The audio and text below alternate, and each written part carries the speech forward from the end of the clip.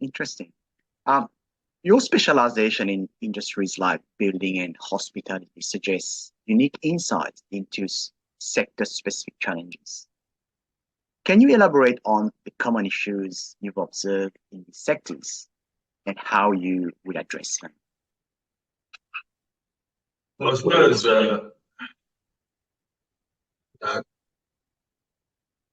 we've obviously seen issues in the construction industry and the hospitality industry. A lot of them are due to costs, increased costs arising out of the post-COVID period and the current inflationary environment we're in, and that we've probably been in the last 12 months. So in the construction industry, there's probably been a prevalence of loans from related property development arms and related entities to prop up the construction entities.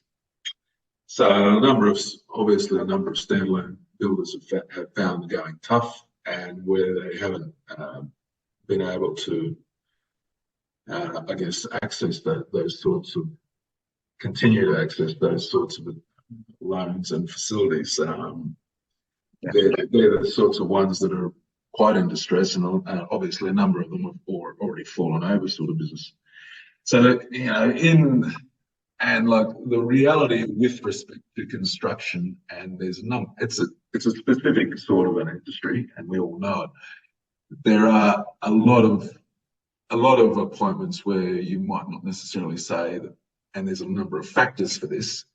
A lot of insolvency appointments where the outcome isn't necessarily always that great for the unsecured creditors, because there's a range of reasons, and a lot of it's to do with liquidated damages and defects and all these sorts of things, and just the way construction contracts are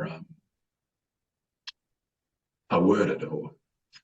So when you're talking about a construction company, probably the best way of getting it through a deed is obviously acting sooner and getting a lump sum capital injection to deal with the creditor position at a relatively early stage in the finance, just in the distress space.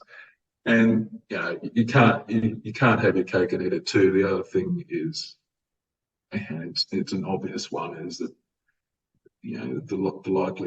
the ones where there's likely to be a potential for restructure or getting out the other side, so to speak, is where there's projects are close to completion, and you're not going to have an erosion of your receivables ledger by way of, as I said, liquidated damages and a range of subcontractors' charges and those sorts of things.